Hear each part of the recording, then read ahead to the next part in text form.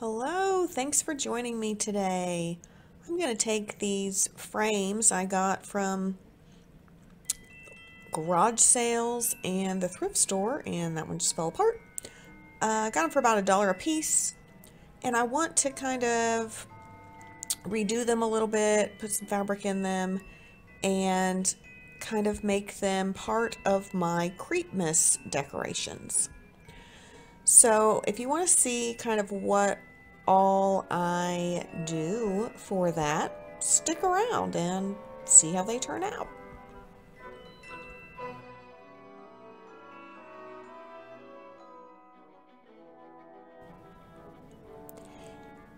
So I'm just going to kind of disassemble part of these frames. I had to take this off so I could get the glass out.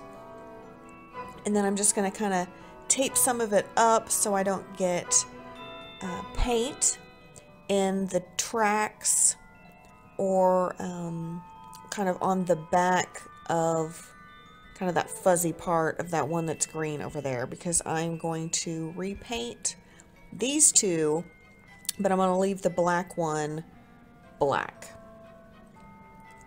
But if you've seen any of my other Creepmas videos, you know my colors are not this kind of red and green. It's kind of a pinky kind of red and green. No, they are like a black and a silver and a purple. So that's what I'm going with here.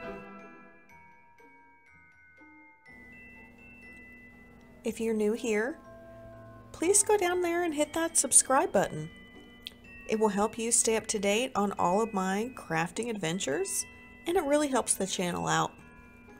If you are not new here and you're a subscriber, welcome back! Thank you so much for joining today. I hope that you really enjoy this little craft, and I hope you can take some inspiration from it and create something all of your own. Now, after I finish taping these off completely, I am going to spray paint them. I am making this green one a purple and the reddish one a silver. So I'm not going to show you the spray paint, but that is what I do right after this. So here they are completely dry, and I am fitting pieces of cardboard to fit inside that space in the frame. And just the one that I cut down in order to cut to size for the silver happened to fit the silver frame perfectly, so that worked out and I didn't have to cut it again. But I do have to measure the one for the black and the one for the now purple frame. So I'm just cutting it down to a size that's going to fit into the frame but not through the front of the frame.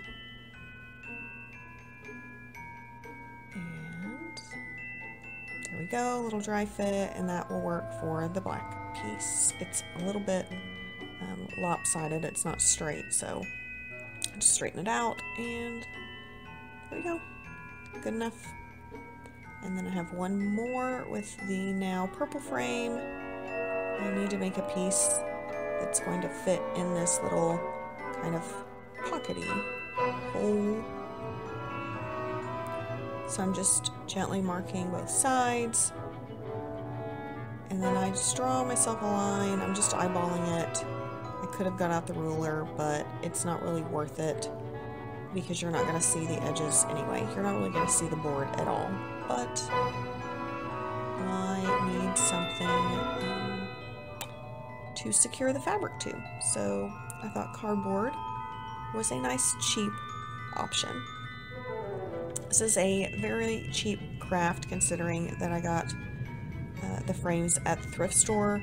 The most expensive thing I have here is the fabric, and they were just fat quarters from Walmart, so they were not really that expensive either. Now I'm marking these cardboard pieces so I know which ones belong in which frames, because I have a different fabric, so I want to make sure I get it on the right piece. Now I'm painting one side of the cardboard just a plain white, and I'm using my kind of junk white that is gross and has dried bits in it. Because what else am I going to use it for? You're not going to see this, but it's going to make our fabric stand out a lot better against a white background. So I'm just painting these white, not in a pretty fashion, just in a coverage fashion. Just want to make sure that I get it completely covered so I have a consistent background color for this. Yeah.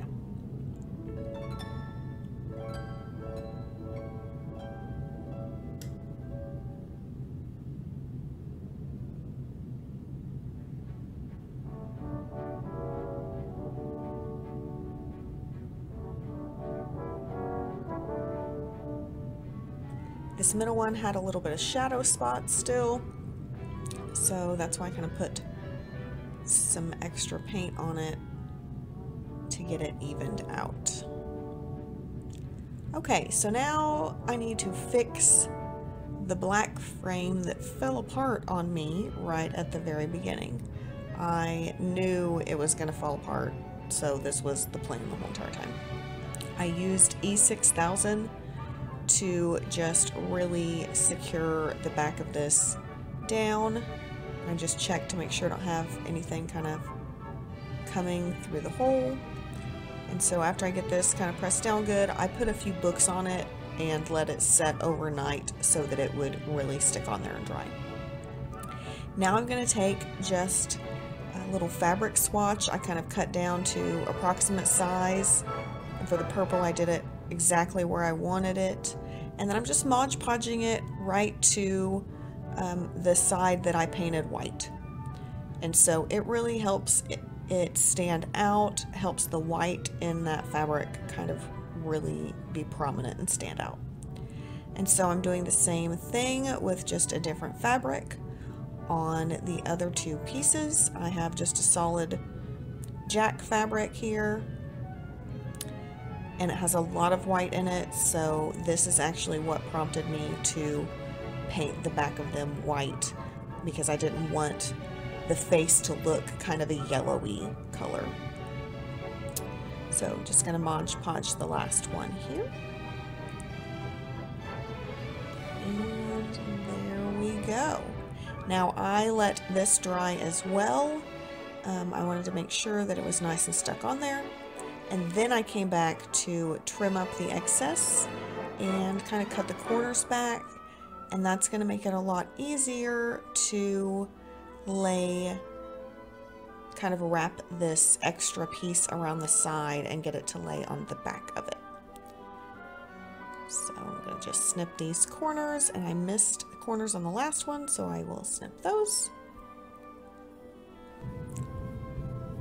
Now I am just Mod Podging the sides down. So it's the same process, just put some Mod Podge down, and when I wrap it around, I kind of tug or pull the fabric with my thumb so that it's pulling real tight around that corner, because I don't want to have any loose spots once I mount the piece. So I'm going to just do all of this, and when I get to the corners, I just kind of pinch them together and then trim off the excess.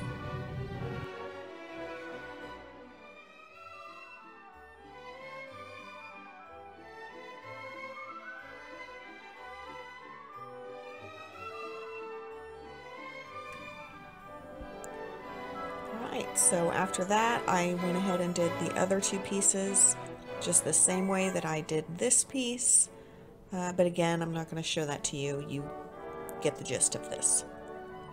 So that's what it looks like.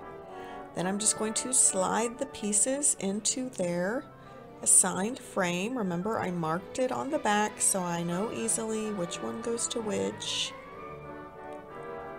The purple is going to get the other white and black one. It's a little bit tight, but I'm going to make it fit. It's fine. Everything's fine. So I'm going to put the glass in the back to make it a little bit more secure there. For the black one, I put the glass in the front because that one's done. I'm going to leave that one. For the silver and the purple one, I'm going to add some little skeletons and scorpions. So I'm going to put the purple skeleton in the silver frame. And again, I'm using E6000 for this as well. And then I'm going to, trying to decide if I want this silver scorpion in there or not, but ultimately, no, I don't use him. So I'm just going to put some glue on the feet and clean up right here where you can't see. I'm sorry, I'm cleaning up some of the glue line because I don't want it to show. I just want glue right on the tip of his feet. I don't want to have those weird kind of spiderwebby glue lines. So I do the same thing to this scorpion, just glue his little feet and glue him right onto the fabric. And I let that sit and dry. This is how they turned out. How do you like it? I love it. And this is how it looks all together. Thanks for joining me. If you want to see more Creepmas videos, hit that playlist right there. Come on back to Devil's Treasures.